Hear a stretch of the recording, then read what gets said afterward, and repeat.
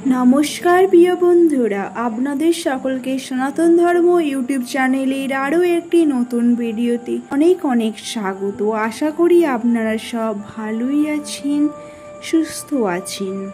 আজকে আলোচনা করব 2025 সালের 23শে আগস্ট তথা 13ই ভাদ্র এই দিনটি এস নামের জাতক জাতিকাদের ক্ষেত্রে কেমন কাটতে চলেছে, কি বিশেষ পরিবর্তন ঘটতে চলেছে ওনাদের জীবনে, কি সুখবরের আগমন ঘটতে চলেছে।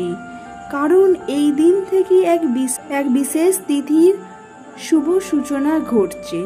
তো চলুন বন্ধুরা, এক নজরে দেখে নেওয়া যাক যে এস নামের জাতক জাতিকাদের জীবনে কি কি পরিবর্তন ঘটতে চলেছে এবং কি কি সুখবর আসতে চলেছে।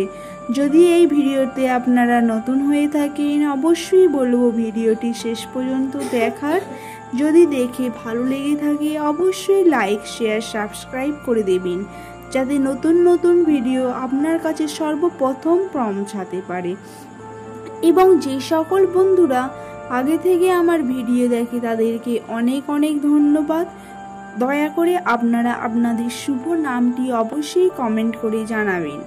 যে সকল বন্ধুরা এই চ্যানেলের সাথে অনেক দিন ধরে জুড়ে আছেন তারা আশা করি জানেন যে এই চ্যানেলে মূলত ইংরেজি বর্ণমালার এস লেটার, বাংলার দন্তস্ব কিংবা তালবস্য দিয়ে যাদের প্রথম নামের অক্ষর, সেই সকল মানুষদের জন্য প্রতিনিয়ত ভিডিও আপলোড করা হয়ে থাকে। আপনার নাম যদি ইংরেজি বর্ণমালার এস দিয়ে হয়ে থাকে তাহলে আপনি জানেন কি আপনার মূলাঙ্ক তথা মূল সংখ্যা কি? সংখ্যাতত্ত্ব বা রাশিতত্ত্ব অনুযায়ী বারংবার এটি প্রমাণিত হয়েছে, এস নামের সমস্ত জাতক জাতিকাদের মূল সংখ্যা হলো 1। আপনি কি জানেন আপনাদের প্রিয় রং কি বা আপনাদের এই দিনের জন্য শুভ রং কি হতে পারে? তাহলে বলে রাখি, আগামীকালের জন্য আপনার প্রিয় রং হবে অরেঞ্জ তথা কমলা, এছাড়াও সাদা এবং লাল। আরও বলে রাখি এনাদের ব্যক্তিত্ব সম্পর্কে, এনারা দৃঢ় প্রতিজ্ঞ মানুষ। তবে বর্তমানকালে এই এস নামের জাতক জাতিকাদের বিভিন্ন সমস্যার সম্মুখীন হতে হচ্ছে, সেটি পারিবারিক সমস্যা কিংবা সামাজিক, এছাড়া সম্পর্কের টানাপোড়েন, বিভিন্ন সমস্যার সম্মুখীন হতে হচ্ছে। কিন্তু এই সকল সমস্যাগুলো একসাথে আপনার কাছে উপস্থিত হওয়ার কারণে আপনি খুব চাপের মধ্য দিয়ে দিন কাটছে। সংখ্যাতত্ত্ব এবং রাশিতত্ত্ব অনুযায়ী যদি দেখা যায়, যাদের নামে প্রথম অক্ষর এস লেটার দিয়ে শুরু হচ্ছে, তো আগামীকাল আর্থিক উন্নতির জটিলতা সৃষ্টি হতে পারে। অর্থলাভে কিছুটা সংকটজনক তথা কিছু অর্থলাভ অতটা সহজ হবে না আগামীকাল। এক কথায় বললে আর্থিক ক্ষেত্রে উন্নতি কম এবং জটিলতা বেশি।